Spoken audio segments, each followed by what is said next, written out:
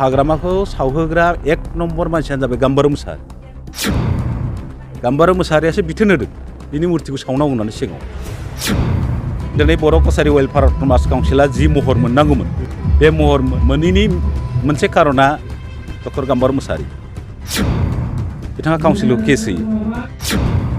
Case होजाबा जाय बुस्थुखौ गोसो होनानै मावदों अफिसारफ्रा बे अफिसारफोरनि सायाव केस होयोब्ला बे बोरै गोसो होनानै खामानि मावो। मानगोनां चिफ मिनिस्टार बसुमतारीखौबो जुदि बिसिं अट'नमास काउन्सिलनिसो होननानै जुदि केस होयोब्ला अनिल बसुमतारीखौ जुदि कार्बि आंलंनिसो होननानै केस होयोबा होमबा बेसेबां गुलाय गुजाय सरकारा बे लेभेलाव माबोरै खामानि मावो।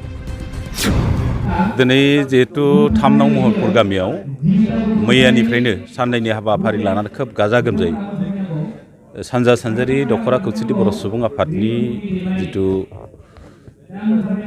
3थि 2 बोसोरारि जथुम्मा खुंदों बेयाव आंखौ गाहाय आलासि महरै लेंहरनायखाय दख'रानि साफ्रोमबो मावथि आरो बानजायगिरि रिसेपसन कमिटिनि साफ्रोमबो दैदेनगिरिसिम आंनि गोसो गोरबोनिफ्राय आं बिथांमोननो रोजा रोजा साबायखर बावदों। बेफोरखौ उन सिगां फिनलायबाय थायोबा बाथ्रा दान्थेलायबाय थायोबा बाथ्राया गेदेर जालाङो। आं बुंबाय थादों मोनसे डेम'क्रेटिक जायगायाव हादोराव बयहाबो गोदानै राजखान्थि हान्जा खुलिनाय दानाय बा गोदान आफाद दानायनि मोन्थाय दं। खिन्थु आफादनि गाहाय थांखिफ्रा मा बेखौ मिथिनायासो मोजां।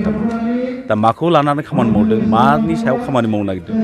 दिनै बर'फोरनि गेजेराव गोबां सान्थौगिरिफ्रा जोंखौ बुंदों थारमाने आरो बर'फोरनि गेजेराव राजनितिक नङि नन पलिटिकेल अर्गेनाइजेसन आरो गोनांथि गैथ'ला। मानोना 3थि बर' गोजोन गोरोबथानि जानायनि उनाव 3थि बर' गोजोन गोरोबथा बिटिआर सुक्तिनि जिबिलाक दफाफोर बेफोरखौ मावफुंनो थाखाय जिहेतु भारत सरकारा जोंखौ खौसेथि बर' सुबुं आफाद, दुलाराय बर' फरायसा आफाद, भारत सरकारनि नखर बिफान आरो आसाम सरकार जुथाइ जइन्ट मनिटरिं कमिटि दाना होदों। बे जइन्ट मनिटरिं कमिटिनि दारैनो जोङो जोंनि मोनफ्रोमबो दफाफोरखौ मावफुंनो थाखाय जों गोसो होबाय थादों सुक्तिनि दफाफोर। आरो बेजों लोगोसे जों बे सुक्तिनि दारैनो जितु बर' कसारि वेलफेयार अट'नमास काउन्सिल बाहेरा मोनबाय बे काउन्सिलखौ जों माबोरैहाय दाफुंना लानानै जोंनि थामोनथाखौ गोजोर खालामनो हायो बेखौ बोरै बिनि रां बावजा बारायहोनाय बिसायख'थिसिम बोरै लांनो हायो जों बिनि सायाव खामानि मावबाय थादों। दा बे लेभेलाव जोङो जुथायै जयै दुलाराय बर' फरायसा आफाद आरो जों जितु माखासे जायगाफ्राव अबजेक्सन थानाय जेरै राभा हासंआव थानाय बर'फोरखौ काउन्सिलाव सोयैनि थाखाय जों दाख्लैसो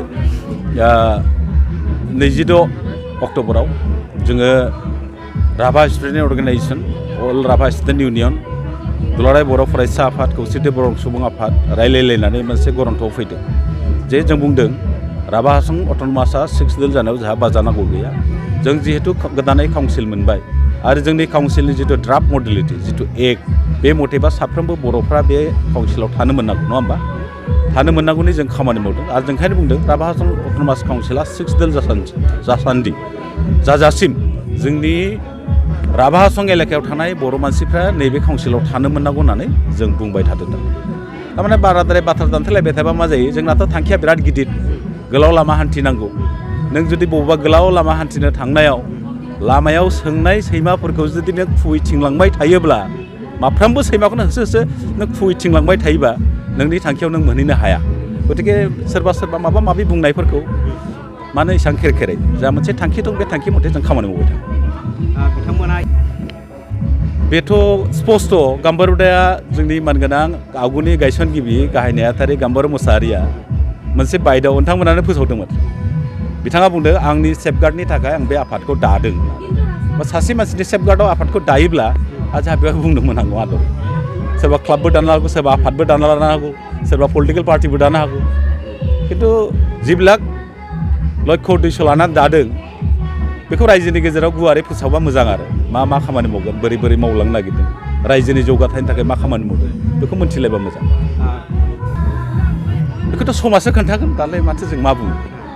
दाथ' गावसोरथ' जोंखौ सोंखारिबाय थायो जोंथ' सोंखारिया। नोंथांमोननि टारगेटआ मा नोंथांमोननि आफादखौ बांसिनै सोंखारिनिया जाहैबाय गाम्बारि मोसाहारि बिथाङा जोंनि आफादनिमोनथ' बेथ' काउन्सिलाव थांनाय लोगो लोगो जोंनि आफादनिफ्राय ओंखारलांबाय आरो काउन्सिलाव माखासे एलिगेसननि थाखाय मा एलिगेसन मावदों जों रोखा नङा खिन्थु सरकारासो रोखा। बिथाङा काउन्सिलाव थानानै बिथाङा गावनि चेयारमेनखौ मोनफिननो थाखाय केस होयो आरो बिथाङानो जिहेतु दिनै बर' कसारि वेलफेयार अट'नमास काउन्सिला जि महर मोननांगौमोन बे महर मोनैनि मोनसे कारना डक्टर गाम्बार मुसाहारि बिथाङा काउन्सिलाव केस होयो केस होजाबा जाय बुस्थुखौ गोसो होनानै मावदों अफिसारफ्रा बे अफिसारफोरनि सायाव केस होयोब्ला बे बोरै गोसो होनानै खामानि मावो आरो मा बुङो जिहेतु दाबो डिमार्केसन जायाखै भिलेज नटिफाइ जायाखै समस्तिफोर दाजायाखै बे लेभेलाव जोंनि आगुनि दैदेनगिरिफोरखौनो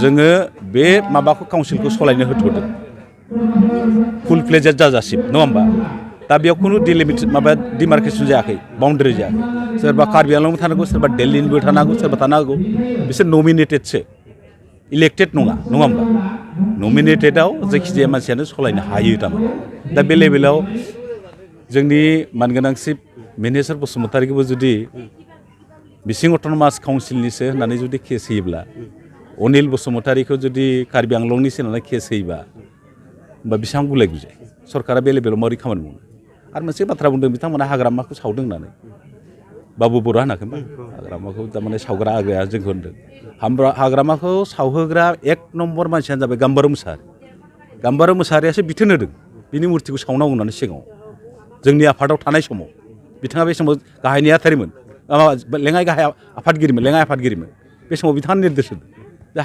हाग्रामाखौ सावनांगौ होननानै जि सिद्धान्त लालायना नङा होमबा बेथ' मोनसे डेम'क्रेटिक आन्दलन सोरनिबा मुसुखा सावनाय सोरनिबा हेंथायै होस्रिखांनाय बेथ' मोनसे डेम'क्रेटिक नङा होमबा जों बेफोरखौ बुंनो थाङा खिन्थु बाबु बर'आ बुंदों जोंखौ सावग्रा आरिग्रा ओरैबायदि दुसिदों बे सावहोग्राजों मानो दं बेलाय बेसो गिदिर कुइसन नङा होमबा